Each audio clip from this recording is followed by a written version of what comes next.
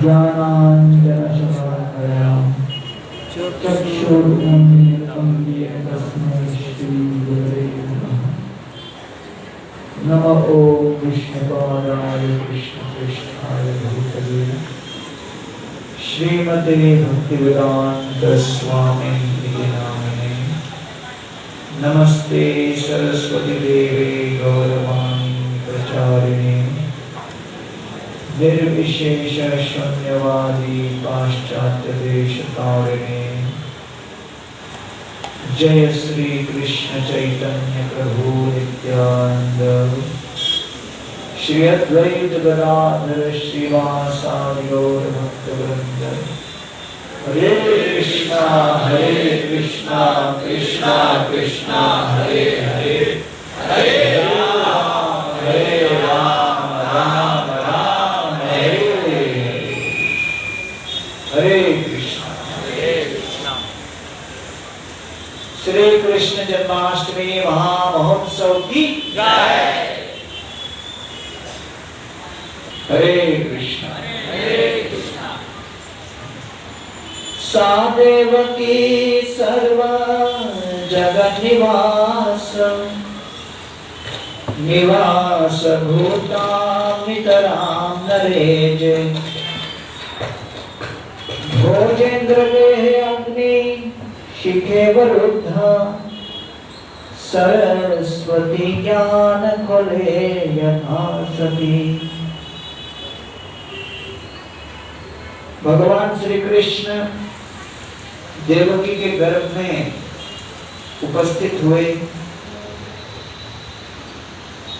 ब्रह्मांड के सारे देवता भगवान श्री कृष्ण का दर्शन करने देवकी के गर्भ की स्तुति करने लगे।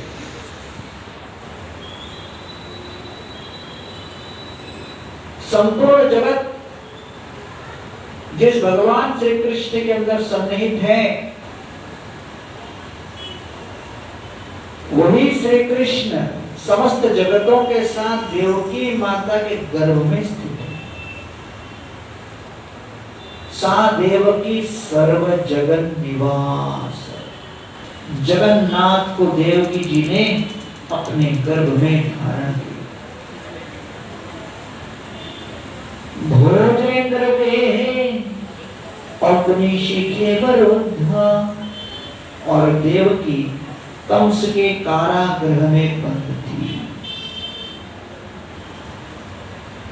कंस ने देवकी और वसुदेव के प्रति बड़ा प्रेम जताते हुए रथ पे आरूढ़ होकर सारथी बनकर चल रहे थे। अचानक आकाशवाणी हुई, रे कंस मूर्ख, पता नहीं जिस बहन के प्रति आप इतना प्रेम जता रहे हो, व्यक्त कर रहे हो, उसी बहन देवकी का 8वां पुत्र तुम्हारे मृत्यु का कारण बनेगा। रे मूर्ख, जाग जा। वही कंस जो देवकी को बड़ा प्रेम से दुलारते हुए रथ पे आरूढ़ होकर रथ हाँक रहा था, क्षण भर में देवकी के प्रति का प्रेम भयंकर हिंसक भाव में व्यक्त हो गया। बाएं हाथ से देवकी के केश बंद को अपने हाथ में पकड़ता है, दाएं हाथ में तीखी नंगी तलवार को अपने सर के ऊपर उठाकर 10,000 गजराज के बल वाला कंस अगले एक क्षण उस तलवार को नीचे पटकने वाला था। क्षण भर में देवकी का सर धड़ से अलग हो जाता। वसुदेव के पास आशा की कोई गुंजाइश नहीं थी। इतना शक्तिशाली क्रूर राक्षस नंगी तलवार को केवल 1 सेकंड के अंदर नीचे लाकर समाप्त कर देता। सामान्य व्यक्ति अपने आप को ऐसी विवशता की अवस्था में देखकर आशाहीन हो जाता, लेकिन वसुदेव वैष्णव हैं और वैष्णव कई बार विवश होंगे लेकिन आशाहीन नहीं होते। वैष्णव में become helpless but he will never become hopeless। तो इसलिए वसुदेव जी के मन में आशा थी। किस बात की आशा? कि मेरे पास 1 सेकंड का समय है, कितना समय है? 1 सेकंड। क्योंकि कंस आकाशवाणी सुनकर पूरा क्रोध के भाव में था। कंस पहले से ही असुर राक्षस था। हाथ में हजारों हाथियों का बल था और तलवार नंगी और तीखी थी। सारे परिस्थिति अनुकूल थे कंस के आक्रमण के लिए। देवकी को बचाव करने के लिए उनके पास कोई अस्त्र नहीं, कोई शस्त्र नहीं, किसी प्रकार का उनके पास बचाव के साधन नहीं। अर्थात देवकी निस्सहाय अबला अवस्था में काल की प्रतीक्षा कर रही है। तो देवकी निस्सहाय और कंस सशक्त, और समय कितना? अब कंस के हाथ में इतना बल है कि 1 सेकंड के अंदर ही वो मार सकता। तब सोचिए आप और हम ऐसी परिस्थिति में हो और कहा जाए आपको देवकी को बचाने के लिए 1 सेकंड का समय है। हाथ में तलवार है वसुदेव की? नहीं। पीछे सेनाएं हैं? नहीं। अरे बिना तलवार के, बिना सेना के 1 सेकंड के अंदर बेचारा कोई व्यक्ति क्या कर सकता है? वसुदेव ने बताया कि भाई जन्माष्टमी मना रहे हो, तो जन्माष्टमी मनाने के पहले ये समझो कि जन्माष्टमी की नौबत तब आएगी जब आप अपने जीवन में आशाहीन होने से इनकार करोगे। वसुदेव के पास न धन की संपत्ति, न शारीरिक बल की संपत्ति, न उनके पास सैन्य बल की संपत्ति, लेकिन वसुदेव जी के पास केवल एक ही संपत्ति थी, आशा की संपत्ति। और जब व्यक्ति के मन में आशा हो, व्यक्ति ये नहीं देखता कि मेरे पास समय नहीं, पैसे नहीं, मेरे पास विभिन्न प्रकार के उपलब्धियों की कमी। वो यही देखते हैं कि मेरे पास अभी सेवा का अवसर है और मुझे अपने सीमित तन, सीमित मन, सीमित धन के साथ प्रयास करना चाहिए।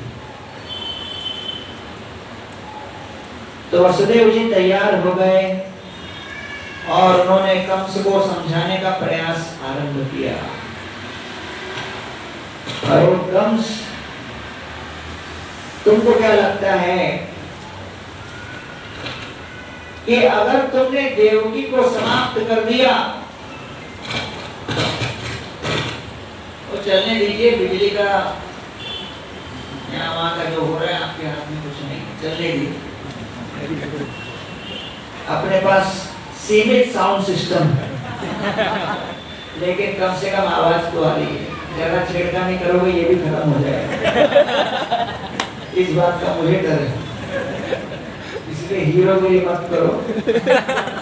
समझो कि बैकग्राउंड में फ्लूट बज रहा है। तो वसुदेव जी ने कहा, कंस अगर देवकी को मार भी देते हो तो तुमको क्या लगता है भविष्य में तुम बच पाओगे क्या? चलो मान लो 8वां पुत्र नहीं मारता, लेकिन क्या तू अमर हो जाएगा? देखिए, आत्मा शरीर के अंदर है और चाहे व्यक्ति कितना भी बुद्धिमान क्यों न हो, कितना भी शक्तिशाली हो, हिरण्यकशिपु तब भी अपना दिमाग लगाकर मृत्यु से नहीं बच पाए। तो मृत्यु तो आनी ही है कंस, मृत्यु तो गारंटी है। देवकी जीवित रहे या उसको मार दो। समझ गए कि नहीं? तो कंस के दिमाग में तुरंत ये बात फिट हो गई कि भाई अब मैं मरने तो वाला ही हूं, तो देवकी का इसमें कोई संबंध ही नहीं है। देवकी हो ना हो मृत्यु तो आनी है। तो और सुनने लगे। तलवार ऐसी है, ऐसा नहीं कि तलवार उठा के रख लिया, दाएं हाथ में तलवार, बाएं हाथ में देवकी का केश। लेकिन वसुदेव जी ने पहले सेकंड में ही भागवतम का पहला पॉइंट बोलकर उनका ध्यान आकर्षित कर लिया। अब तक कंस का मन भय से अभिभूत था। अब तक कंस के मन में केवल देवकी थी। वसुदेव जी ने अपने शब्दों के बाण से वार करके कंस के ध्यान को, कंस के मन को देवकी से हटाकर तत्व ज्ञान के ऊपर लाया कि भाई जीवन में मृत्यु आनी है, तो उस मृत्यु से बचने के लिए उपाय क्या है? कभी सोचा है नालायक? सोच अभी। तो वसुदेव जी ने उस क्षण अचानक कंस को सोचने पर विवश कर दिया। कंस तलवार लेकर खड़ा था, लेकिन अब सुनने लगा और सोचने लगा। तो वसुदेव जी ने देखा, चलो भाई कंस सुनने को आया और सुनाते हैं कि मृत्यु तो आनी है, लेकिन मृत्यु से कैसे बच सको। एक सज्जन थे, उनके घर पर उनकी बूढ़ी माँ थी। बूढ़ी माँ के साथ साथ घर पर एक बिल्ली भी था, और उस सज्जन को अपनी माँ से और बिल्ली से, दोनों से बड़ा प्रेम था। ये सज्जन बाहर गांव जा रहे थे। विदेश जाते जाते अपने मित्र को बुलाकर कहा, मित्र मैं विदेश जा रहा हूं, लेकिन अब मेरी माँ और बिल्ली के विषय में जानकारी देते रहना। ऐसा कहकर मित्र को उत्तरदायित्व सौंपकर वो विदेश चले गए। विदेश पहुंचने के बाद एक हफ्ता के अंदर एक उनको चिट्ठी मिलता है मित्र का। चिट्ठी खोलते हुए क्या लिखा है? जैसे खोलते हैं लिखा है, प्रिय मित्र। सज्जन पढ़ते हैं, प्रिय मित्र, बड़े खेद की बात है कि आपकी बिल्ली मारी गई। बिल्ली मर गई। तो ये सज्जन बड़े दुखी हुए। यार बिल्ली मर गई तो ठीक है, लेकिन ये थोड़ी तरीका है पत्र लिखने का। उसने तुरंत अपने मित्र को पत्र लिखा, प्रिय मित्र, आपका मुझे समाचार मिला और उसमें आपने बड़े खतरनाक शब्दों में लिख दिया कि मेरी बिल्ली मर गई। लेकिन प्रिय मित्र, कोई बुरी खबर को बताने का ये तरीका नहीं है। आपको पहला पत्र लिखना चाहिए था, प्रिय मित्र, आपकी बिल्ली ठीक है, कभी कभी छत के ऊपर चलती है। इतना लिखकर पत्र को अंत कर देना चाहिए। 2 हफ्ते बाद दूसरा पत्र भेजना चाहिए, प्रिय मित्र, आपकी बिल्ली अच्छी है, छत पर कभी कभी चलती है, चलते चलते अचानक एक दिन आज नीचे गिर गई, दूसरे माले से नीचे गिर गई, बिल्ली को चोट आई, हम उसे अस्पताल लेके गए, उपचार चल रहा है, तुम भी प्रार्थना करो, हम भी कर रहे हैं, पत्र को अंत करो। फिर 3 हफ्ते बाद तीसरा पत्र लिखो कि प्रिय मित्र, बड़े खेद की बात है कि उपचार करते करते, डॉक्टरों ने पूरा प्रयास करते करते, भक्त लोग हरिनाम लेते लेते बिल्ली दिवंगत हो गई। इस तरह आपको पत्र लिखना चाहिए कि बैड न्यूज है एक झटके में नहीं, थोड़ा इंस्टॉलमेंट में, धीरे धीरे करके। ये नहीं पिल्ली मर गई। तो मित्र को पत्र मिला, अगले महीने फिर पत्र आया। सज्जन ने पत्र खोला, लिखा था, प्रिय मित्र, आपकी माता ठीक है, कभी कभी छत पर चलती है।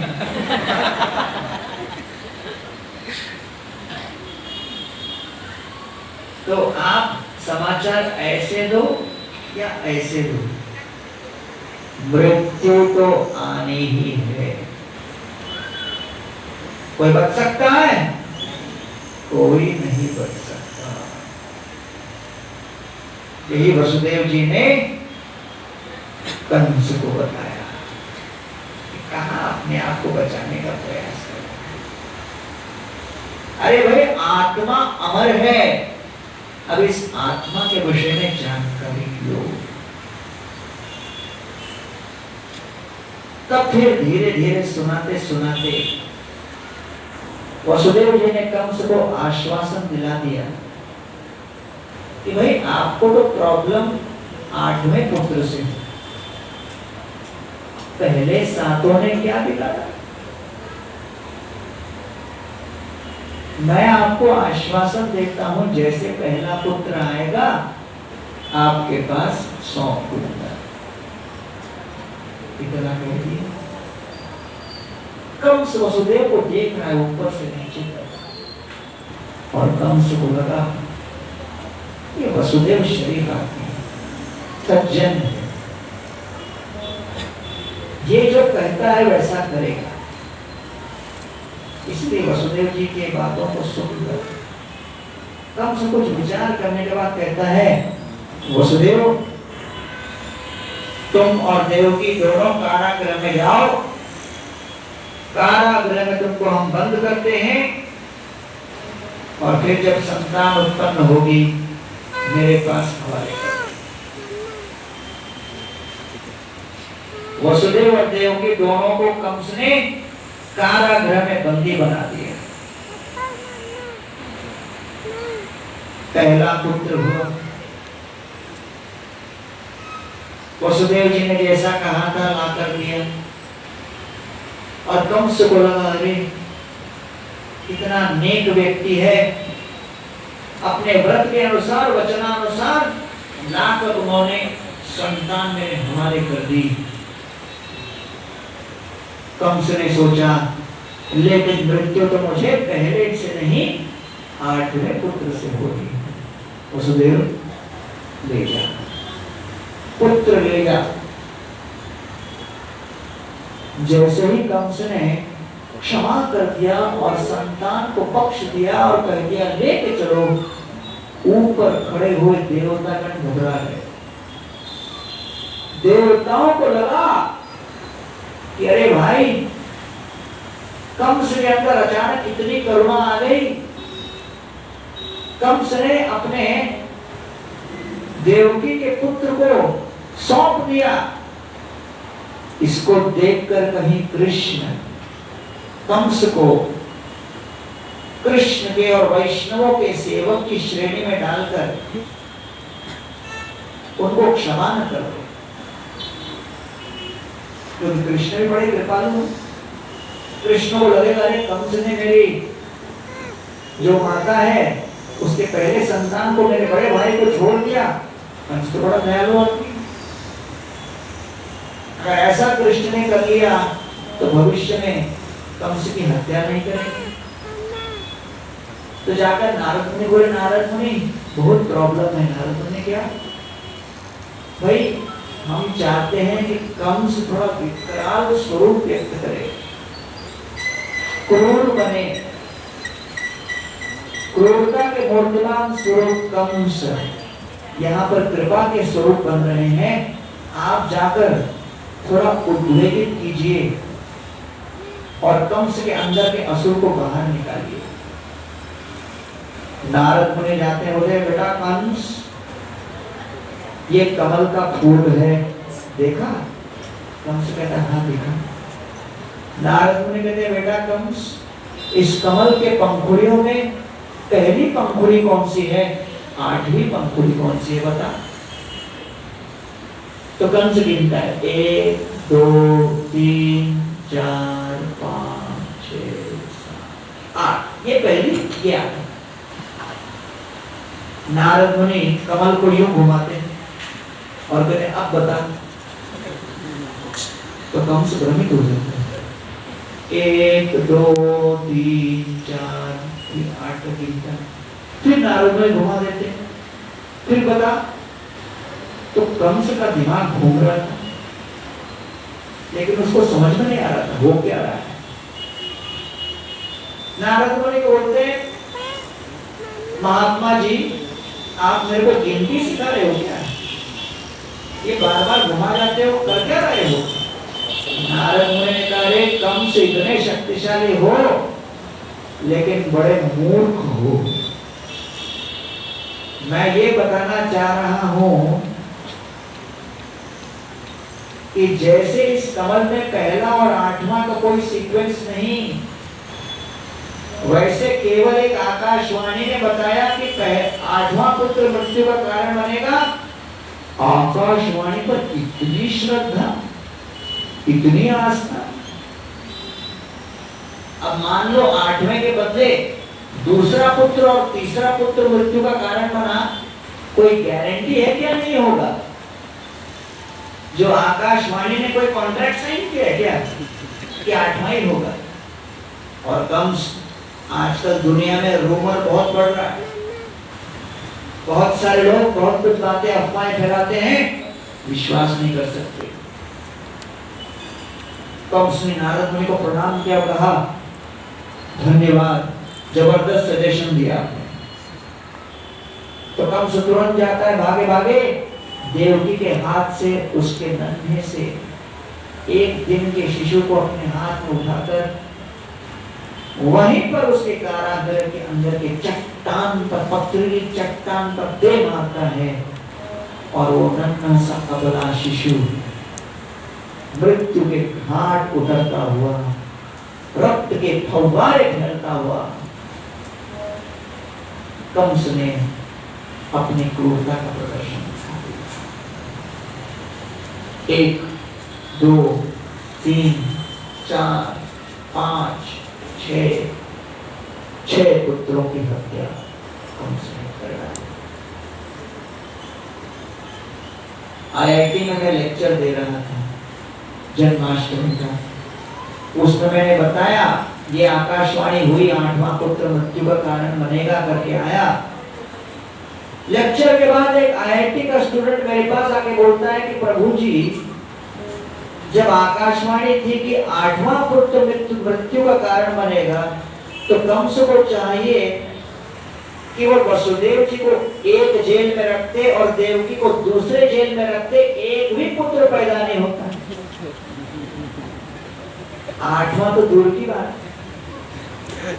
एक भी पुत्र पैदा नहीं होता। तो कंस को इतना सिंपल आइडिया चमका नहीं क्या। मैंने कहा क्या करे भैया, कंस तेरे जैसे IIT नहीं गया।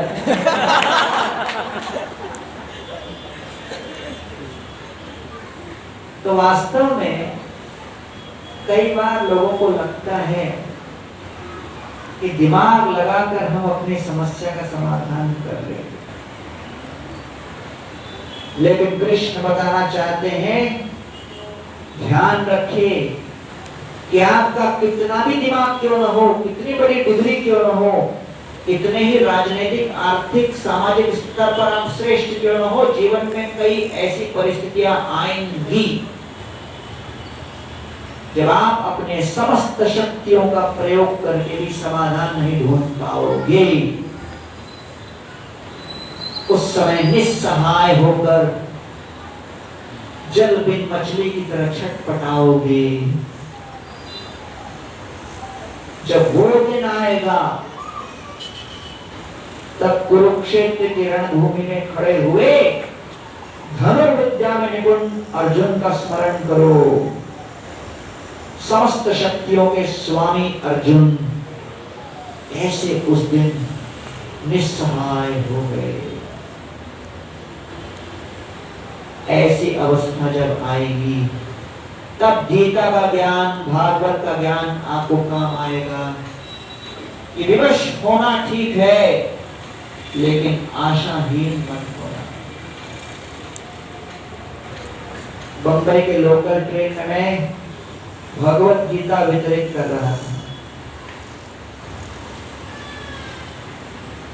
अमेरिका में एक प्रोफेसर ने मेरे को पूछा, आप लोग ये बंबई के लोकल ट्रेन में गुजराते हो, इतनी भीड़ में मिलता क्या है आपको?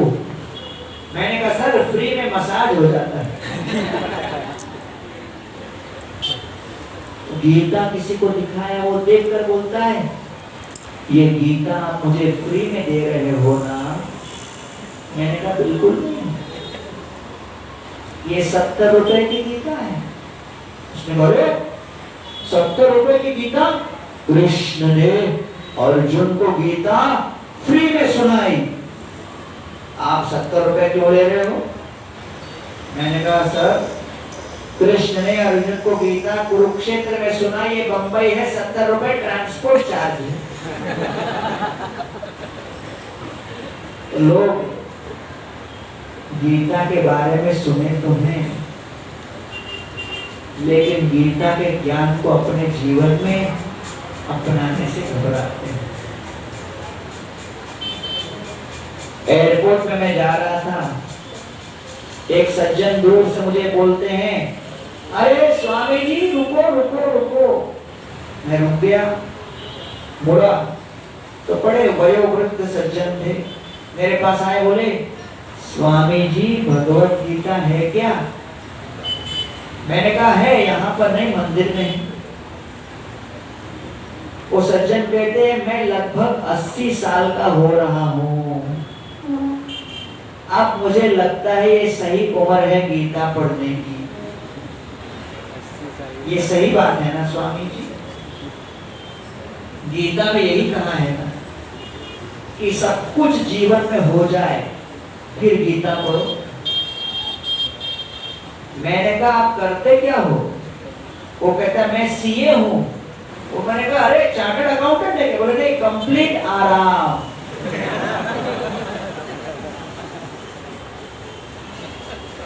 एक हमारे मंदिर में भक्त ज्वाइन हुए, जब भक्त ज्वाइन हुए तो उसके पिताजी आकर मेरे साथ झगड़ा करने लगे। अरे ये मेरे पुत्र की कोई उम्र है क्या?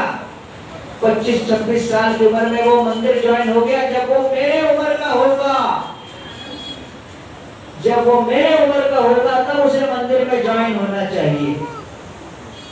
तो मैंने कहा बेटे को जाने दो, आप आ जाओ, आप ही मंदिर में आ जाओ। वो कहता थोड़ा घर में पूछ के बताओ। तो फिर अगले दिन वो आए और उन्होंने कहा मेरे बेटे को ही रहने दो।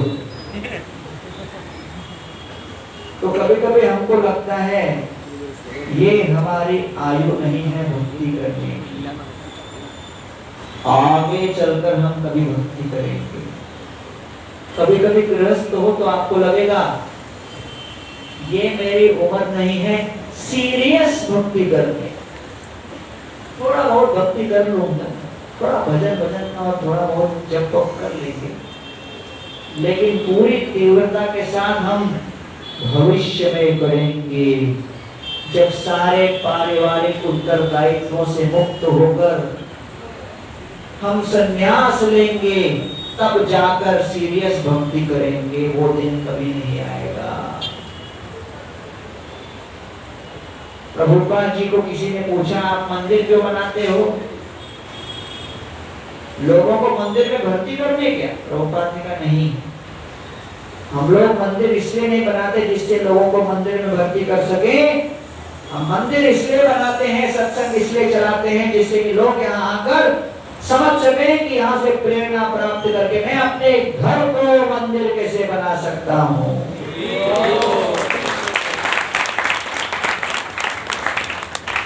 घोर कृष्ण भज मोरे घोर आशीर्वादी, एड़ा चौरासी जेना तुम्हार प्रशांत।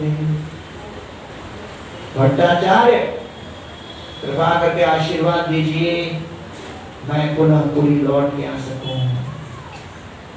गृहस्थ सन्यासी का आशीर्वाद दिया। चैतन्य महाप्रभु सन्यासी, सर्वभौम भट्टाचार्य गृहस्थ। ये कैसे? प्रभुपाद कहते हैं जिस व्यक्ति ने अपने घर में भगवान की सेवा पूजा आरंभ कर दी और घर को ही मंदिर बना दिया, वो सन्यासी को भी आशीर्वाद देने की क्षमता और शक्ति रखता है। इसलिए हम लोग यहाँ पर सत्संग क्यों मनाते हैं? सत्संग में आपको निमंत्रण देते हैं जिससे आप लोग समझ सको अपने घर को मंदिर कैसे बनाना है। कृष्ण का जन्म आपके घर में ही प्रतिदिन हो। जन्माष्टमी आप घर पे मना सकते हो। कैसे? 3 बातों से। कृष्ण नाम, कृष्ण कथा, कृष्ण प्रसाद। पहला क्या है? कृष्ण। तो इसलिए 6 पुत्रों की मृत्यु के पश्चात अब बलराम जी प्रकट हुए, बलराम जी को स्थानांतरित किया और तत्पश्चात वसुदेव के मन से कृष्ण देवकी के मन में प्रविष्ट हुए, देवकी के मन से उसके गर्भ में प्रविष्ट हुए। गर्भस्थ अवस्था में जब भगवान कृष्ण हैं तब जाकर देवता गण की स्तुति कर रहे हैं, प्रार्थना कर रहे हैं कि प्रभु आप प्रकट हो जाइए। सारे देवतागण एकत्रित होकर भगवान श्री कृष्ण के प्राकट्य की कामना करते हुए एकत्रित संकीर्तन करते हैं। हरे कृष्णा कृष्णा कृष्णा हरे हरे, हरे राम राम राम हरे हरे।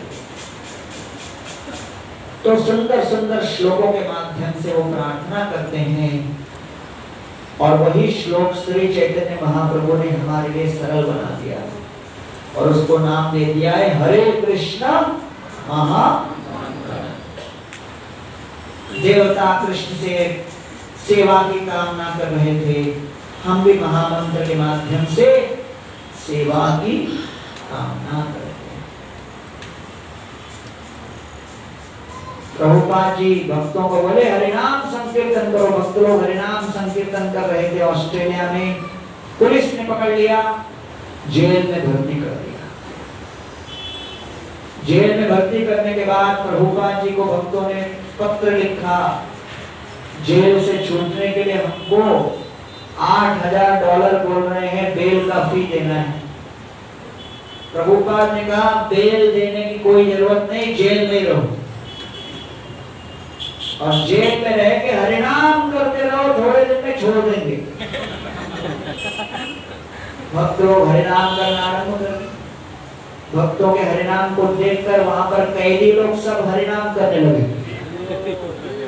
कैदी लोगों को कीर्तन करते हुए देखकर जेल के सिपाही कीर्तन करने लगे। एक दिन जेलर विजिट पे आया, जेलर को देख के एक सिपाही बोलता है हरि बोल।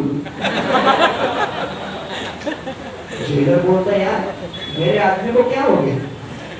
जांच पड़ताल की मालूम पड़ा धुआंधार कीर्तन रोज हो रहा है। जेलर ने भक्त लोगों को बुलाया, 6-7 लोग थे और बोला भाई तुम लोग को मैं जेल से रिहा करता हूँ। लेकिन भक्त लोग बोले सर हमने तो बेल के पैसे नहीं दिए, हम लोग रिहा होने के योग्य नहीं हैं, हमको तो जेल में ही रखो आप। क्योंकि भक्त लोगों को क्या लगा जेल के अंदर प्रोग्राम जबरदस्त चल रहा है, प्रचार कार्य सॉलिड चल रहा है, तो बाहर क्यों जाए? वो जेलर हाथ जोड़ के बोलता है आप लोग बाहर से ज्यादा जेल के अंदर ज्यादा खतरनाक हो, निकलो भैया। ये हरिनाम संकीर्तन की शक्ति है।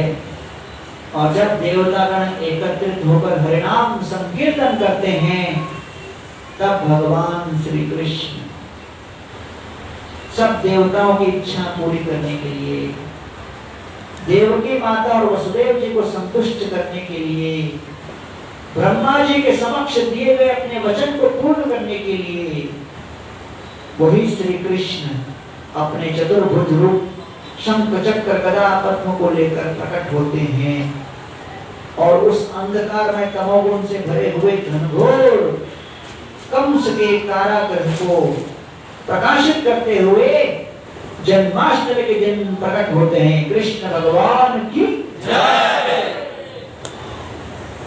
और प्रकट होने के पश्चात वसुदेव और देवकी दोनों भगवान को प्रणाम करते हुए स्तुतियां देते हैं। उन स्तुतियों को सुनकर भगवान श्री कृष्ण बड़े प्रसन्न होते हैं। प्रसन्न होने पर भगवान देवकी और वसुदेव को कहते हैं, मैं आपसे सेवा की कामना करता हूं। कौन सी सेवा? कौन सी सेवा? कंस के कारागृह में मेरी सुरक्षा की समस्या है। कभी भी कंस मेरी हत्या करने के लिए आ सकता है, इसीलिए कृपा करके हमें यहाँ से उठा कर ले चलिए गोकुल महावन में। वसुदेव, मैं आपको अपने संरक्षण की सेवा देता हूं और मुझे यहां से ले चलो।